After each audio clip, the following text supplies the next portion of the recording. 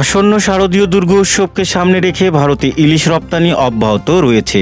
বৃহস্পতিবার বিকেলে বেনাপোল স্থলবন্দর দিয়ে দ্বিতীয় চালানে 18.79 মেট্রিক টন ইলিশ ভারতের পশ্চিমবঙ্গের পেট্রাপোলে প্রবেশ করেছে। এর আগে মঙ্গলবার রাতে প্রথম চালানে গিয়েছিল 37.46 মেট্রিক টন ইলিশ।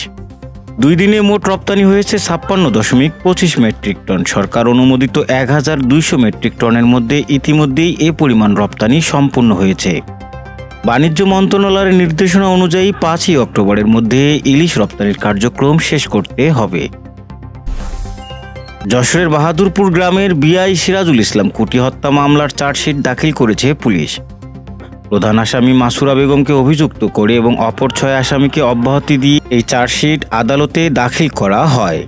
মামলার তদন্ত কর্মকর্তা এসআই আলামিন জানান, বিদেশে পাঠানোর কথা বলে সিরাজুলের কাছ থেকে টাকা নিয়েছিলেন মাসুরা। এ নিয়ে দ্বন্দ্বের জেরেই তাকে হত্যা করা হয়। আসন্ন ত্রয়োদশ জাতীয় সংসদ নির্বাচনকে সামনে রেখে গণসংযোগ করেছেন কেন্দ্রীয় বিএনপির সাবেক দপ্তর সম্পাদক মফিকুল হাসান তৃপ্তি। বৃহস্পতিবার বিকেলে বাগাসরা বাজারে তিনি নেতাকর্মীদের সঙ্গে নিয়ে এই গণসংযোগ করেন এবং ধানের শীষে ভোট দেওয়ার আহ্বান জানান। এ সময় তিনি বলেন, বিএনপি ক্ষমতায় এলে জনগণের সকল চাওয়া পাওয়া পূরণ করবে। যশোর উপশহর এলাকার গোল্ডেন ইজ বাইকের শোরুমের ডাকাতি মামলায় 13 জনকে অভিযুক্ত করে চার্জশিট দিয়েছে পুলিশ।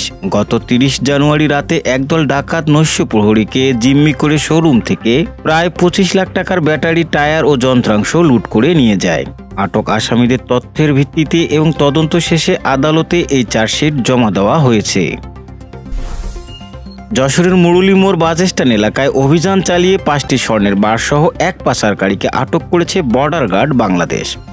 আটককৃত ব্যক্তির নাম আবু বকর সিদ্দিক। তার কাছ থেকে প্রায় 1,12 লাখ টাকার মূল্যের 697 গ্রাম স্বর্ণ জব্দ করা হয়। বিজিবি জানিয়েছে, তিনি এই স্বর্ণ বেনাপোল হয়ে ভারতে পাচারের উদ্দেশ্যে নিয়ে যাচ্ছিলেন। তার হঠাৎ চলে যাওয়া কাঁদিয়েছে লাখো ভক্তকে। আজও তার নাম উচ্চারিত হলে চোখে ভিজে ওঠে প্রজন্মের পর প্রজন্মর ভক্তদের। অমর নায়ক সালমান শাহ, যিনি বেঁচে থাকলে আজ তার বয়স হতো 54 বছর।